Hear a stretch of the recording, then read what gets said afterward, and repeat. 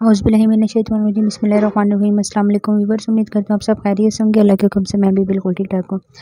आज मैं बनाने लगी हूँ इमली आलू बुखारे का शरबत, जो कि बहुत ही आसान तरीके से बनाऊंगी। तो रेसिपी अपने एंड तक देखने, तो चलिए रेसिपी स्टार्ट करते हैं। सबसे पहले आपने इमली ले लेनी है। एक बाउल में मैंने इमली निकाली है। जितनी आप इमली इस्तेमाल करेंगे उतने ही आपने आलू बुखारे इस्तेमाल करने हैं। दोनों का जो होगा आपने बराबर बराबर इस्तेमाल करने हैं। इमली आपने बहुत अच्छी क्वालिटी वाली इस्तेमाल करनी है, देखने के इसमें कोई कचरा वगैरह ना हो, ठीक है। उसके अलावा आलू बुखारे मैंने जो ले लिए थे डार्क ब्राउन कलर के लिए हैं। 2 किस्म के आपको मार्केट से मिल जाएंगे। आपने इस तरह के आलू बुखारे इस्तेमाल करने हैं और साफ़ सुथरे इस्तेमाल करने हैं, ठीक है। तो अब चले इसकी चलते हैं। मैंने एक बाउल ले लिया, बाउल में इमली आलू बुखारे दोनों हम डाल देंगे। आप चाहें तो इन्हें अलग अलग भी डाल के भिगो सकते हैं, लेकिन मैंने एक साथ डाले हैं। इसमें तकरीबन 1 से 1.5 गिलास पानी डालूंगी और पानी डालने के बाद इसको अब हम भिगो देंगे तकरीबन 1.5 से 2 घंटे के लिए। थोड़ा सा आपने इसको मिक्स करना है, चम्मच की मदद से आपने मिक्स करके इसको भिगो देना है 2 घंटे के लिए। तो चलें 2 घंटे बाद मिलते हैं जी। तो 2 घंटे गुजरने के बाद जब मैंने देखा तो बहुत ही अच्छी तरह से इमली आलू बुखारे सॉफ्ट हो गए थे। दोनों अच्छी तरह से ये सॉफ्ट हो गए थे। मैंने इसको मिक्स किया तो बहुत ही अच्छी तरह सॉफ्ट हो गया। अब मैं क्या करूँगी, इसकी सारी गुठलियाँ वगैरह दोनों की निकाल लेंगे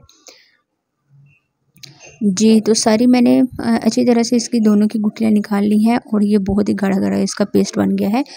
आप ये देख सकते हैं, ठीक है।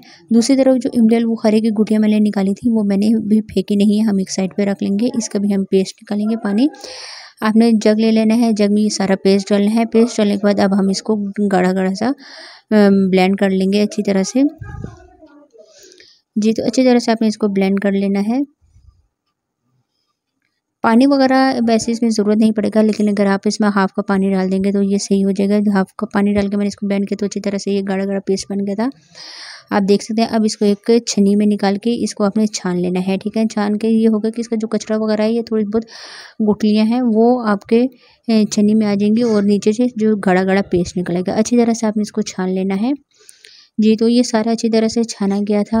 इसका गाढ़ा जो पेस्ट था ये बहुत ही अच्छा सा ये पेस्ट निकल गया था एक साइड पे। और ये आप देख सकते हैं मैं इसको मिक्स कर रही हूँ थोड़ा इसमें कोई कचरा वगैरह कोई गुठली वगैरह नहीं है, ये बिल्कुल गाढ़ा पेस्ट है। अब कढ़ाई में इसको डाल दूंगी। कढ़ाई जो है वो गर्म होने के लिए मैंने रख दी थी। कढ़ाई में हम ये पेस्ट डालेंगे। पेस्ट डालने के बाद आपने चूल्हे की फ्लेम जो है उसको नॉर्मल रखना है। इस चीज़ का आपने ध्यान देना है। अच्छी तरह से हम इसको थोड़ा सा पकाएंगे और इसमें भी पानी वगैरह ऐड नहीं किया। 1 कप मैं इसमें चीनी शामिल करूँगी। चीनी शामिल करने के बाद अब इसको अच्छी तरह से आपने पकाना है कि ये गाढ़ा इसका पेस्ट बन जाए, कि चीनी भी इसमें मेल्ट हो जाए और साथ साथ अपने चम्मच चलाते रहना है। इस चीज़ का आपने ध्यान रखना है कि क्या अभी पानी वगैरह इसमें शामिल नहीं किया। पानी मैं थोड़ी देर बाद शामिल करूँगी जबकि इसका ये गाढ़ा सा पेस्ट बन जाएगा। मुसलसल चम्मच हिलाती रहूँगी, ठीक है।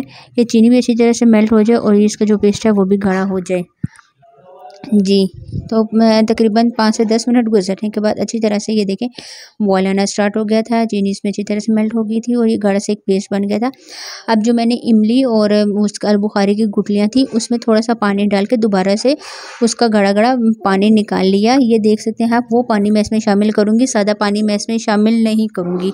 सादा पानी इसमें शामिल नहीं करेंगे। दोबारा से हम इसको पकाएंगे हम इसको कि अच्छी तरह से इसका पेस्ट जो है जो पानी डाला है वो इससे गाढ़ा हो जाए जी। तो अच्छी तरह से ये हो जाएगा। बहुत ही अच्छी खुशबू आ रही थी, बहुत ही मज़े की खुशबू आ रही थी। अब मैं इसमें थोड़ा सा इसका फ्लेवर बढ़ाने के लिए इसमें डाल दूंगी 1 छोटी चम्मच के करीब काला नमक। आप चाहें तो दूसरा नमक भी इस्तेमाल कर सकते हैं, लेकिन काला नमक से इसका टेस्ट बहुत ही अच्छा आता है जी। तो अच्छी तरह से मिक्स करेंगे। तकरीबन 20 से 25 मिनट गुजरने के बाद बहुत ही अच्छा सा हो गया था। जिस तरह मुझे चाहिए था वो उस तरह बिल्कुल हो गया था। मैंने चूल्हे की फ्लेम ऑफ कर दी। अब इसको मैंने ठंडा होने के रख दिया कि ये जब अच्छी तरह से ठंडा हो जाएगा फिर आप इसको सेव भी कर सकते हैं। तकरीबन आप इसको 15 से 20 मिनट 20 दिन के लिए आराम से इस्तेमाल कर सकते हैं जी। तो ठंडा हो गया, मैं एक बाउल में निकाल दिया है, ये आप देख सकते हैं। अब चलें इसका एक गिलास तैयार कर लेते हैं। तो मलंगा जो था मैंने भिगो के रखा हुआ था, दूसरी साइड पे बर्फ़ इस्तेमाल लेंगे और एक गिलास आपने कोई सा भी ले लेना है, ठीक है। गिलास में थोड़ा सा मलंगा डालेंगे।